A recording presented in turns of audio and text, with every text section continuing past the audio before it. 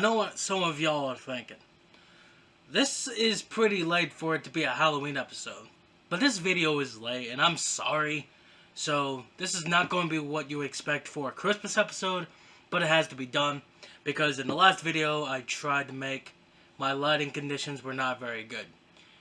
Because my light broke. I am here to make up for it, so here we go. We're going to be playing the original Resident Evil on the PlayStation 1. Now, Resident Evil in recent times has been kind of going downhill. Still loved, of course, but it's not as good as it used to be. I think after Resident Evil 4, the game started going to its downfall. Hopefully it won't happen, as I actually kind of like Resident Evil Village, but it's not that great. I don't think it's worth $60.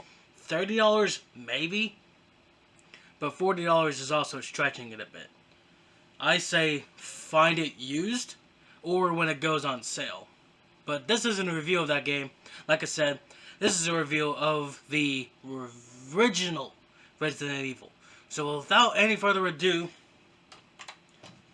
let's get right into it. Once we boot up the disc, an FMV plays of a man with a gun being followed, and then we hear the best acting in gaming bar none.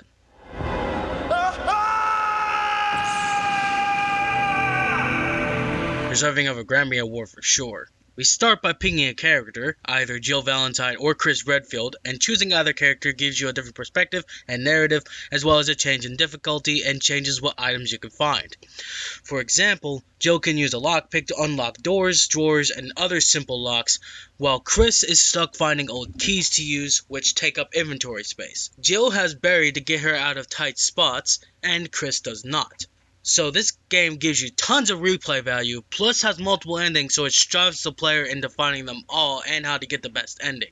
Then we get to the actual game. Depending on who you pick as your character, you'll have a different teammate that will go missing, and we have to find them. If you pick Jill, Chris goes missing, and picking Chris will make Barry go missing. Alright, before we continue on, we must talk about the elephant in the room. His name is Trunks. There's some huge caveats with this game that might turn some people away. One of those being its questionable acting. Captain Wesker, where's Chris? Stop it! Don't open that door!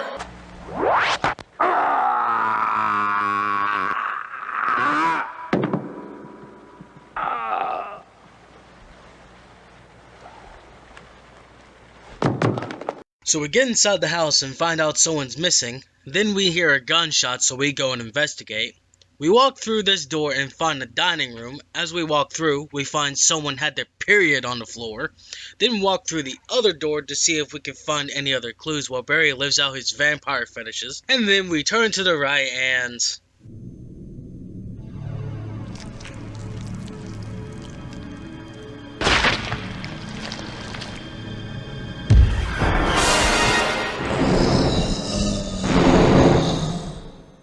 Gramps?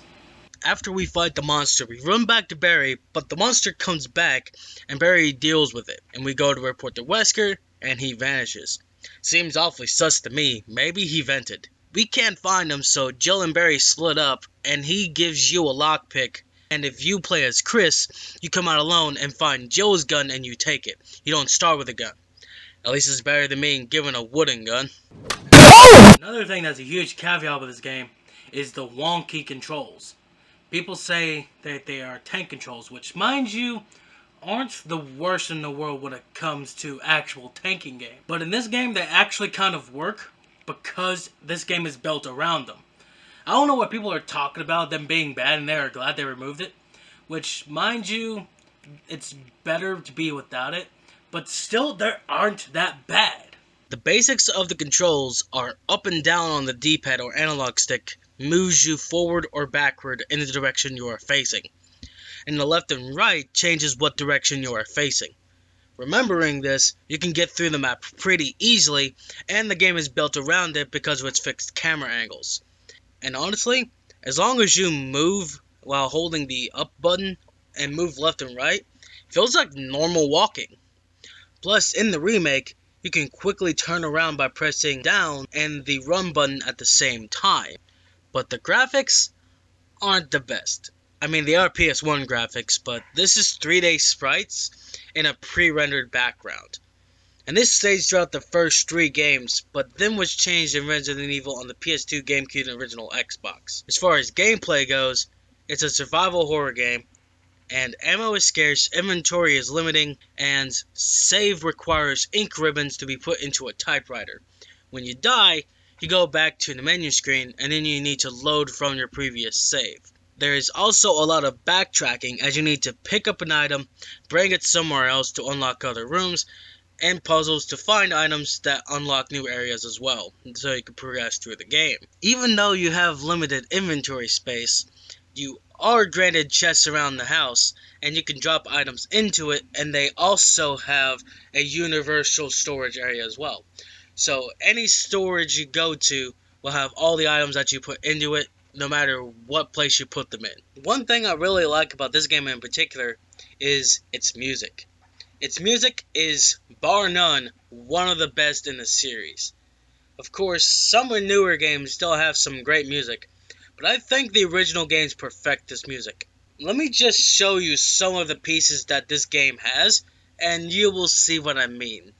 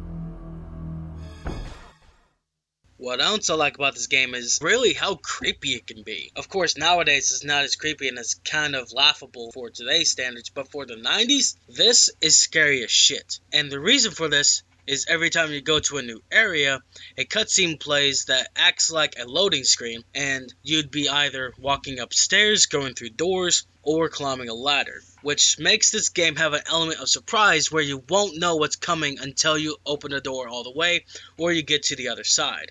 Unlike in other games, you can see monsters as soon as you open the door and can react accordingly much faster. The same is true for the rest of the games until Resident Evil 4 came out. Along the way, you will find more weapons, such as a magnum, other pistols, and at the end of the game you can get a rocket launcher depending on which ending that you get, and a shotgun. Great, now I can make them swallow it.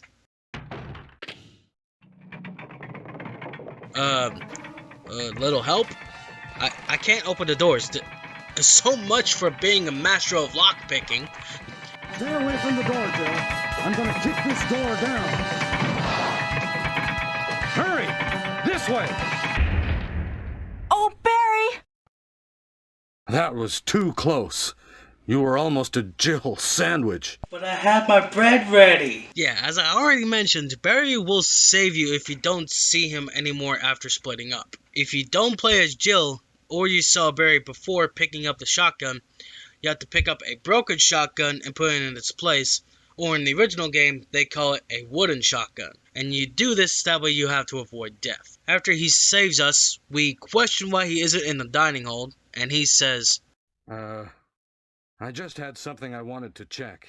After running around the map, we find out some of the monsters in this house are not just zombies. We have a new monster introduced after finding Richard on the ground and giving a performance worthy of Shakespeare plays. This house is dangerous. There are terrible demons. Ouch! You're wounded.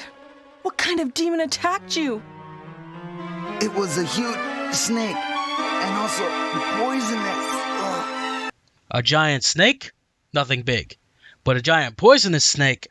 No, this is an Avengers level threat. So now we have to travel through the map and find serum to heal his poison, but in the original game he dies regardless, except in the remake you can save him, but you need to be fast enough, and this tests your skills on how to traverse around the house quickly without getting lost. And in the remake, if you do save him, he will be eaten alive anyways, but if you don't save him, you can't grab the shotgun from him. Something I forgot to mention is the two characters you play as, and your teammates that disappear, including Barry, are part of an operational rescue team called Special Tactics and Rescue Service, aka STARS, and is part of a police force that is a lot like the National Guard and the SWAT team. Now, I won't go too deep into the story here. I'm only going to give you the rundown of what it basically means, and then you can play this story for yourself. But one thing I can say is the game is actually based off a Famicom game from the 80s called Sweet Home. Only released in Japan though. It was not released for the original NES in America or anywhere else. And basically it's the same plot, almost. The same mansion and the same gameplay style. Just in a 2D environment with a top-down view. This game kind of revolutionized the horror genre as a whole. The survival horror aspect. Because a lot of games did not do this back then. So this was revolutionary for its time. And then games kept on being made, and it kept on improving itself. Which I will go over in other videos when we get to them. But for now, I'm done playing this. But I do definitely think it's a classic for its time. But it does have some things that I wish could have been better. But still, I think this is a great game from its time.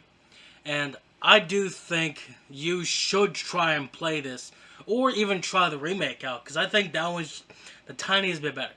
New areas, new puzzles, more items to pick up, and new enemies. Also, that game is on newer consoles too, so why not try it out? It's only like a few dollars. And by the way, getting an original copy of this game is pretty costly. But I would not recommend getting the greatest hits version, because some versions of this game have different kind of music that sound really wonky. Let me tell you, the original Resident Evil music is absolutely amazing. Creepy as hell, sets the vibe super well, and it will definitely run chills down your fucking spine. But music like this?